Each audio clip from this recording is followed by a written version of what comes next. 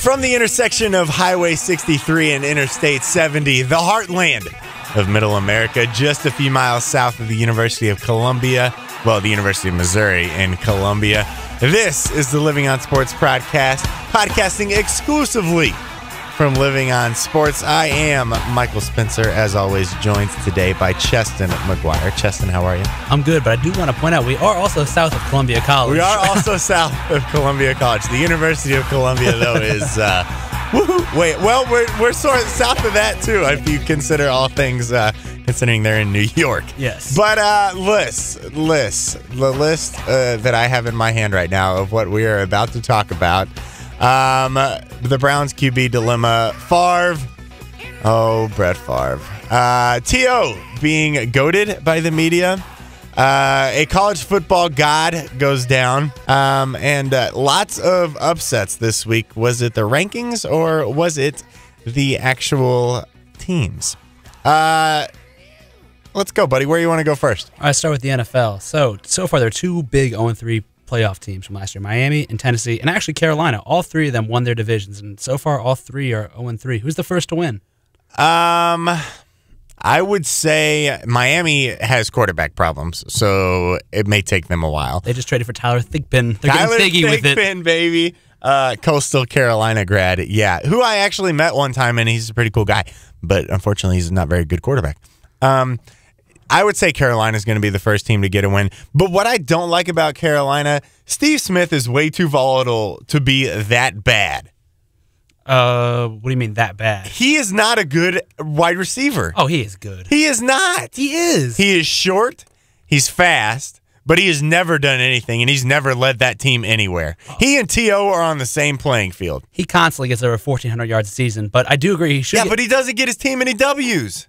They won 13 games last year. Okay, and what did they do in the playoffs? Jake Delhomme threw 5 picks. I don't think he could help that. Here we go. Jake Delhomme. Everybody blame Jake Delhomme. No.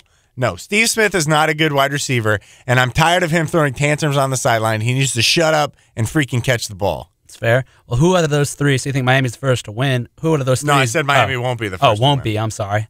So who will be the one that will end the worst out of those three? Miami. Miami? Yeah. Is it just the quarterback issue, or is that always going to be the case? It's a quarterback issue. I think Miami had a good year last year, and they're suffering from a sophomore slump. All right, so Terrell Owens has come out and said he's being goaded by the media. Is that fair of him to say? Yes, because he's Terrell Owens, and if you're Terrell Owens, you need to expect to be goaded by the media because you have done nothing in your previous stints, whether they be in Philly, Dallas, or San Francisco, but give the media reason to goat you. They know that if they pry long and hard, they're going to get a soundbite out of you, and it's going to stir up some controversy, and that's exactly what they want because, quite honestly, that's their job. And when you're not getting a pass or you're not catching a pass for the first time in however many hundreds of games. 1997. Yeah, they know you're going to be upset. Did you follow that?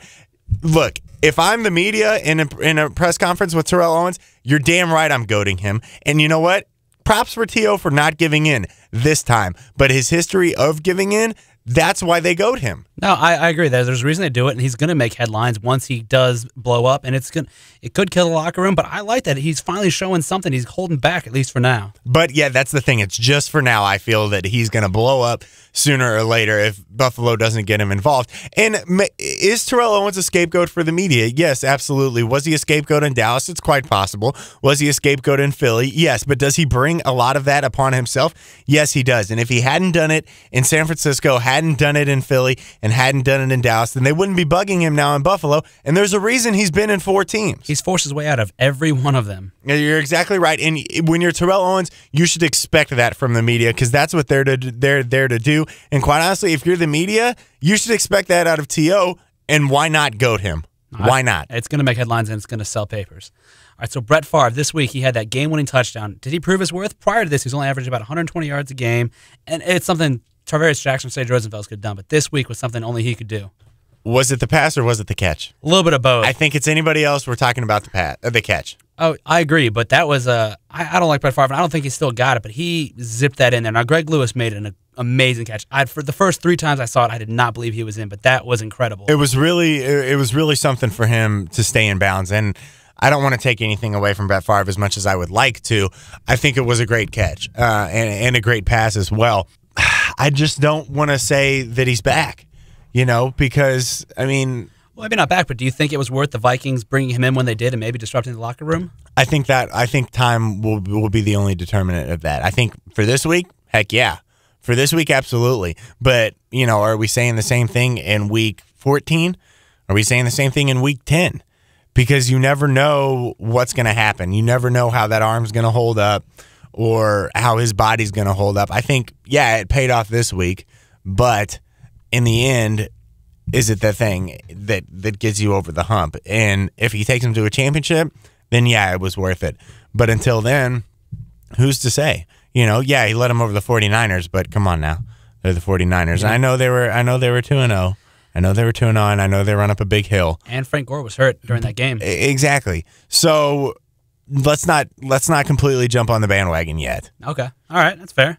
All right, I know a man that you're not a fan of. Jeff Garcia just got cut by Philadelphia after Kevin Call proved he could be a backup, and they still have Mike Vick and McNabb's coming back. Do we have Randy Travis anywhere in the studio to sing us "I Told You So"? It was going to happen. Jeff Garcia is not good. It was only a matter of time. I mean, I'm not going to say I'm glad he's out of a job because that's a mean thing to say about anybody, but I'm glad he's out of a job. I still think he could end up somewhere. Carolina still. Jake Delhomme, what do you throw? 3 picks last night in Dallas? And then what? So you're gonna bring Jeff Garcia in and he's gonna change? No. Well, they're not going to. I just don't think they're going to win with Delhomme. 0-3, you got to cut it eventually. Eventually, you got to see you're not going to win with them, and you got to try something else. And it's not going to be Matt Moore or McCown. What happened to when the Panthers had a good running game? That's what the Panthers need. I'm not sure they need a new quarterback. I think they need a new running game. I just think the teams are stacking 8 in the box because they know Delhomme can't throw it. But, maybe that's the case. I don't know. Another quarterback, though, that did get benched, Byron Leftwich. First 2 weeks played what I thought was pretty good game, but against the Giants, he was abysmal. And if you're the Tampa Bay Buccaneers, you've got a terrible quarterback in Byron Leftwich who, well, he's playing terrible. I won't say he's a terrible quarterback. But you drafted in the first round a quarterback who was supposed to lead you to the future. Where the heck is he?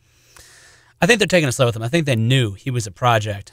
And I understand not starting him right away. I think maybe by week 12 they will, but I just I don't jump off of the Byron Leftwich bandwagon yet. And I'm not a fan of doing that either, especially in 2 games. I think the Browns did that this week with Brady Quinn, and it completely backfired when Anderson went in there and threw 3 interceptions.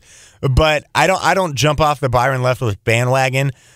I think it takes time. But if you've got a rookie QB that you're waiting in, and maybe you don't start him, maybe you just play him a little bit, but you got to get him some experience. And we've seen it the last couple of years with rookie QBs who've come in and done very well. Sanchez this year, Matt Ryan. The other, I was going with Ryan. I was just thinking Leaf. Matt Ryan, Joe Flacco. Yeah, exactly. Well, I think the problem is you can find the Joe Flacco's, the Matt Ryans, and the Mark Sanchez, but then there are the Ryan Leafs, the Tim Couches, the Achilles Smiths. And I think they're seeing Freeman could be one of those bad guys if they don't give him a chance to get some time. Which is true, but I think that you might as well go ahead and take that risk. Okay, so you think they should go for him? Might as well. I really don't think it's going to hurt. Okay. All right, so the Browns, you mentioned them. Their quarterback dilemma. Yeah, which is like, if you're the Browns, what do? They have to choose one or the other. They can't be going back and forth. This flip-flop nonsense has never worked, and it won't work. No. They need to pick one or the other. But which one? Neither of them really proven their worth. I think Brady Quinn's the worst quarterback of the two. But see, if I'm the Browns, I go with Quinn. Think so? I go with Quinn. But you have to give him a chance. You have to stick him in there and say, you know what? Flat out, you're our guy. Because he can't be peering over his shoulder all the time. He's got to go out there and say, you know what? If I go out there and lose this game, that's okay. Because there's nobody staring down my shoulder. That kind of competition doesn't breed success in the NFL. No, I agree. And they got nowhere to go but up from right now. I think they're the worst team in the NFL. Which is true, and they've got that long drought. They scored that touchdown, but we really haven't seen the Browns do anything successfully offensively in forever. And they've got to find somebody who can lead them to do that. And until they do that, until they give one of them consistent chances to do that, by this shuffling and this flip-flopping in and out of quarterbacks, you're not giving whoever's playing at the time a chance to succeed.